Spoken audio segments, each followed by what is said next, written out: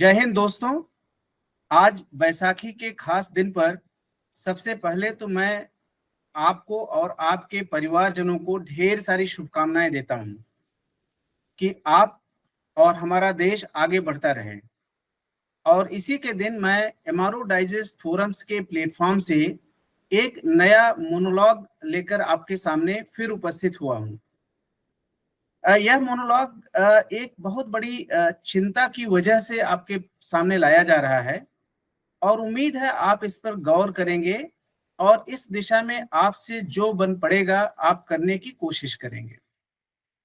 आपको पता है कि इस समय China line of actual control में ईस्टर्न लद्दाख पर कई जगह ट्रांसग्रेशन कर चुका है। कुछ बातचीत के बावजूद भी अभी पूरा मामला सुलझा नहीं हुआ है। मुझे ये तो नहीं पता कि जब हम बात करते हैं कि भारत चाहता है वो अप्रैल में 2020 की सिचुएशन में चले जाएं तभी रिलेशंस नॉर्मलाइज होंगे, तो मुझे ये नहीं पता है कि वो किस तारीख की बात की जा रही है। लेकिन तारीख जो भी हो, यह कहा जा सकता है भरोसे के साथ कि अब इस घटना को होने को 3 साल हो गए हैं और इस बीच ऐसा नहीं है कि चाइना की गतिविधियां इन्हीं जगहों तक सीमित रही हैं। उसने इस कॉन्फ्लिक्ट को अरुणाचल प्रदेश में भी बढ़ाने की कोशिश की है, जिसमें आपको यांगसे की घटना याद होगी।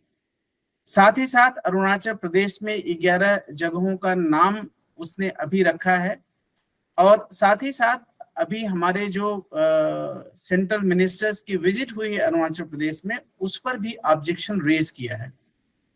और भी ढेर सारे ऐसे काम चाइना द्वारा किए जा रहे हैं कि चाइना के थ्रेट को अब हम और इग्नोर नहीं कर सकते।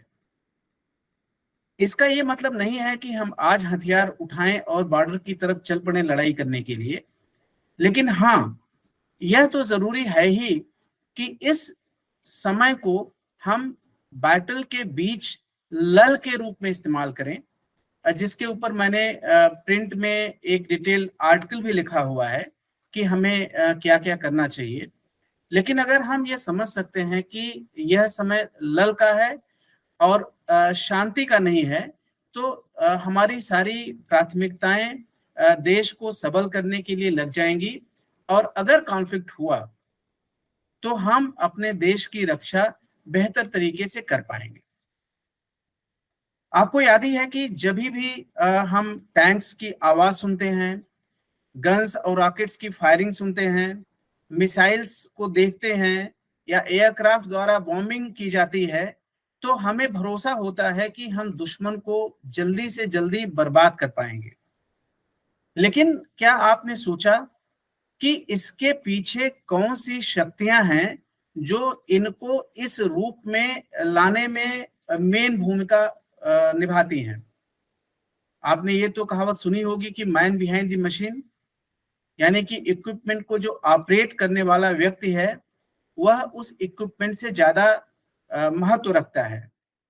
और शायद इसकी वजह से ही हमारे पोस्ट इंडिपेंडेंट इतिहास में कुछ एक युद्ध की घटनाएं हुई हैं जहां पर हमने इंफीरियर इक्विपमेंट से भी सुपीरियर इक्विपमेंट वाली सेना को पीछे मार भगाया है। लेकिन क्या मैन बिहाइंड द मशीन सिर्फ ऑपरेटर तक ही खत्म हो जाता है, फायरर तक ही खत्म हो जाता है, या उस व्यक्ति तक जाता है जिसने इस इक्विपमेंट को सर्विसेबल कंडीशन में अभी तक रखा है? कल्पना करिए कि क्या कभी ऐसा हो सकता है कि इक्विपमेंट सर्विसेबल ना हो, उस हालत में फायरर क्या करेगा? और इसलिए एक इंटीग्रेटेड अंडरस्टैंडिंग होनी जरूरी है कि मैन बिहाइंड द मशीन में जो इंपॉर्टेंस फायरर का है उतना ही इंपॉर्टेंस उस व्यक्ति का भी है, उस मेंटेनर का भी है जो उस इक्विपमेंट को सर्विसेबल कंडीशन में रखता है। पोस्ट इंडिपेंडेंस के बाद के भारतीय इतिहास में हमने 5 युद्ध लड़े हैं, 4 पाकिस्तान के साथ और 1 चाइना के साथ। इनमें से कई एक युद्ध ऐसे हैं जिसमें भारतीय सेना में मिलिट्री लीडरशिप और हमारे सोल्जर्स ने अद्वितीय प्रतिभा का उदाहरण दिया है। कल्पना करिए 1948 की विंटर्स, नवंबर का पहला दिन, और जब यह निर्णय लिया गया कि जोजिला पास को रिकैप्चर करने के लिए टैंक्स को वहां पर ले जाया जाएगा। एंड जो स्टुअर्ट टैंक्स वहां ले जाए गए, वह एक मिलिट्री लीडरशिप के डिसीजन को तो सैल्यूट करने वाली बात है ही, लेकिन जो सोल्जर्स वहां गए, जिन्होंने उसको फायर किया, और उन मेंटेनेंस ने जो उस इक्विपमेंट को मेंटेन रखा, उसी की वजह से न हमने केवल जोजिला को कैप्चर किया, लेकिन साथ ही साथ वहां से आगे बढ़ करके द्रास, कारगिल और लेह से लिंकअप तक की घटना हुई। इस समय जम्मू एंड कश्मीर का जो मौजूदा ज्योग्राफी है, उसमें इस एक्शन का बहुत बड़ा रोल है। इतना ही नहीं, 1965 के युद्ध में जब हमने अपने इक्विपमेंट को लाइन ऑफ कंट्रोल तक ही सीमित रखने की बजाय पंजाब के प्लेन्स में पाकिस्तान में उतारा, तभी भी वहां की तस्वीर हम बदल पाए। 71 के बारे में मुझे कुछ कहने की जरूरत नहीं है, वो तो इंडिया का वर्ल्ड लेवल का एक मास्टर स्ट्रोक था ही। एक घटना मैं बताता हूं सियाचिन ग्लेशियर की। आप मेघदूत जो 1984 में हुआ, आप सोचिए कि उतनी डिफिकल्ट एरियाज में इंपॉर्टेंट हथियारों को ले जाना डिसमेंटल फॉर्म में, वहां पर असेंबल करना, उसको फायर करना, यह मिलिट्री लीडरशिप, इक्विपमेंट के ऑपरेटर्स और इक्विपमेंट मेंटेनेंस की एक त्रिशक्ति थी, जिसकी वजह से हमको कामयाबी मिली। लेकिन मुझे लगता है कि 1971 के बाद और कारगिल युद्ध के बीच में जो हमको 28 साल का फासला मिला, उसमें हमारा अप्रोच थोड़ा सा पीस टाइम एक्टिविटी की तरफ ज्यादा ओरिएंट हो गया, और हमने अपने इक्विपमेंट के बारे में गैराज अवेलेबिलिटी के कॉन्सेप्ट को तरजीह दे दी, बनिस्बत इसके कि हम मिशन रिलायबिलिटी के बारे में फोकस रहते। और जैसे हम कारगिल के युद्ध के बाद आगे बढ़े, और फिर अब उसको तकरीबन 24 साल होने को आ रहे हैं, इस जुलाई में हो जाएंगे, और इस दौरान हमने लगने लगा कि हमारा इक्विपमेंट का जो मेंटेनेंस है वो आउटसोर्स किया जा सकता है, उसको ओरिजिनल इक्विपमेंट मैन्युफैक्चरर एग्रीमेंट के तहत मेंटेन करके रख सकता है, और हमने अपने इकोसिस्टम में एक ऐसी सोच को जगह दे दी जो अमेरिका आमतौर पे फॉलो करता है। और इस प्रोसेस में हमने इस चीज को पूरी तरह नकार दिया कि अमेरिका कहां पर युद्ध लड़ता है, किस फार्म में युद्ध लड़ता है, किस टेरेन में युद्ध लड़ता है, और भारत को अगर युद्ध लड़ना पड़ा तो उसका क्षेत्र क्या होगा। हमारा युद्ध का क्षेत्र अगर हुआ तो glaciated terrain, high altitude area, mountainous terrain, semi mountainous terrain, difficult areas, चाहे कंप्लीट चाइना का बॉर्डर हो या पाकिस्तान का जम्मू और कश्मीर का पोर्शन हो। और इसलिए इसमें बहुत जरूरी है कि हम अपने इक्विपमेंट के एमआरओ के बारे में एक खास नजरिया रखें। एयरफोर्स में जब एयरक्राफ्ट अटैक करता है, उसके बाद बेस में लौटता है, जहां पर उसको मेंटेन करने के लिए हमारे स्पेशलिस्ट मौजूद रहते हैं जो उसका ध्यान रख सके। लैंड फोर्सेस के लिए जो फील्ड में लड़ाई की जा रही है, उसमें ये लग्जरी नहीं होती है।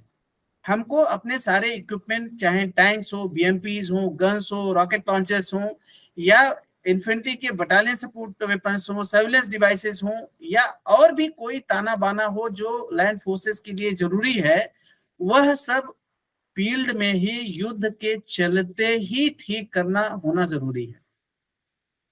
और जो भी प्रयोग किए जा रहे हैं, मुझे लगता है उसके बारे में सोच तब आगे बढ़ी है जब हमें लगने लगा था कि हमारी शांति चाइना के साथ बनी रहेगी, और वह इस तरह की हरकतें जो इसने अभी 2020 में किया है, उसकी संभावना शायद हमने नकार दिया था, और हमें लगने लगा था कि हम पाकिस्तान से अब इतने सुपीरियर हो गए हैं कि हमारे लिए रियल चैलेंज नहीं रह गया है।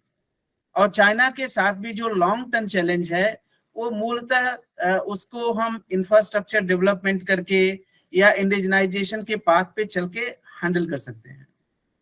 लेकिन एक समय अब आ गया है कि चाइना का थ्रेट ऐसा नहीं है कि अब आ गया है और ऐसा डेवलपमेंट होगा कि साल 2 साल 3 साल में चला जाएगा।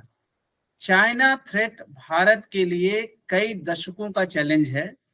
ये किसी स्टेज पे खत्म होगा या नहीं होगा, इसको भी नहीं कहा जा सकता।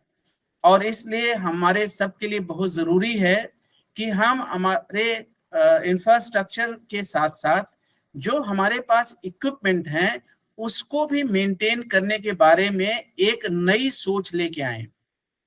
और मेरा यह कहना अतिशयोक्त नहीं होगी कि जब तक हम अपने इक्विपमेंट को मेंटेन करने की प्राइम रिस्पॉन्सिबिलिटी अपने मेंटेनर्स को नहीं देते, शायद हम एक बहुत बड़ी भूल कर रहे होंगे। और इसलिए ये जरूरी है कि हम जिस तरह से अपने इक्विपमेंट को जिस एरिया में यूज करना चाहते हैं अभी और आगे आने वाले समय में, उसमें उस इक्विपमेंट की क्या पॉपुलेशन होगी, क्या नीड होगी, क्या उसके खराब होने की संभावना है, उन सबको फैक्टर करके फॉरवर्ड रिपेयर बेस जो सस्टेनमेंट बेसिस है रिपेयर के लिए, मेंटेन के लिए, ओवरऑल करने के लिए, वो इस्टेब्लिश करें कमांड लेवल पर। और तभी हम इंश्योर कर सकते हैं कि हमारा इक्विपमेंट हमको धोखा नहीं देगा। इक्विपमेंट तो वस्तुतः कभी धोखा नहीं देता, लेकिन अगर उसको मेंटेन करने के बारे में हमारी सोच ऐसी है कि कोई और आकर के लड़ाई चल रही है, इसके दौरान हमारी समस्याओं को हल कर लेगा, यह संभव नहीं है, खासकर इंडियन कॉन्टेक्स्ट में। क्योंकि हम लोगों के जो थोड़े बहुत प्रयास एंड प्रयोग रहे भी हैं इस दिशा में, वो सक्सेसफुल नहीं रहे हैं। और इसलिए अगर हमें अपनी इस पूरी सोच को नए सिरे से लाना है और जिसके थ्रू हम अपने सारे लैंड फोर्सेस इक्विपमेंट को किस तरह से युद्ध के लायक बना सके, यह बहुत जरूरी है। और हमारे लिए यह चीज और भी इंपॉर्टेंट हो जाती है क्योंकि लैंड फोर्सेस का एक बहुत बड़ा भाग जो है वो एक्स इम्पोर्ट है। एक्स इम्पोर्ट में भी एक बहुत बड़ा हिस्सा रशिया से है, जो अभी स्ट्रगल कर रहा है रशिया यूक्रेन में वार में शामिल होने की वजह से। आपको ये भी पता होगा कि अभी न्यूज आई थी कि जो 5 रेजिमेंट्स भारत ने S-400 की कॉन्ट्रैक्ट की थी, अब उसकी बैलेंस सप्लाई भी डिले हो गई है। स्पेयर्स में भी दिक्कत हो रही है क्योंकि वह राष्ट्र अपनी ही रिक्वायरमेंट पूरा करने में अपने आप को सक्षम नहीं पा रहा है, तो हमारी रिक्वायरमेंट कैसे पूरा करेगा। और चाइना का जो युद्ध है, हम ये नहीं कह सकते कि आज के 10 साल बाद तक इसको टाला जा सकता है। युद्ध ना हो यह सबसे अच्छी बात है, लेकिन अगर युद्ध होता है तो उसके टाइमिंग पर हमारा कंट्रोल नहीं है। और इसलिए जो भी इक्विपमेंट हमारे पास है, हमको अपनी सारी शक्तियों को लगा करके सर्विसेबल रखना पड़ेगा।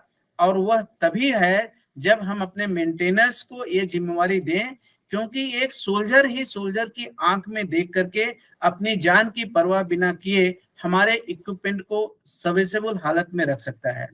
और किसी भी राष्ट्र की जो सुरक्षा के लिए कोई भी कीमत बड़ी नहीं होती है, इसको आप सब जानते हैं। और इसलिए अगर कोई मेंटेनर, कॉम्पिटेंट मेंटेनर है जिसको हमें अपने इक्विपमेंट को सर्विसेबल रखने के लिए रखना पड़ता है, और जो हम उसको पे करते हैं, जो हमारा आजकल वरी का एक नया सिस्टम हो गया है, अगर वो अपनी कॉस्ट से ज्यादा वैल्यू का इक्विपमेंट सर्विसिबिलिटी इंश्योर कर सकता है, तो मुझे लगता है कि हमको एक नए नजरिए से इस इशू को देखने की जरूरत है।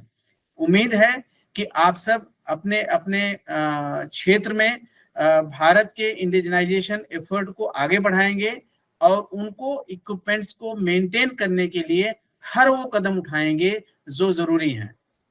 आपके साथ मैं आज बात कर रहा था major general doctor Ashok Kumar, और आगे आने वाले समय में मैं अपने मोनोलॉग और बाकी फॉर्मेट्स में बाकी बात लेकर आपके सामने आऊंगा।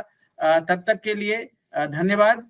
और जाते जाते मैं आपको एक बार फिर बैसाखी की ढेर सारी शुभकामनाएं देता हूं। जय हिंद।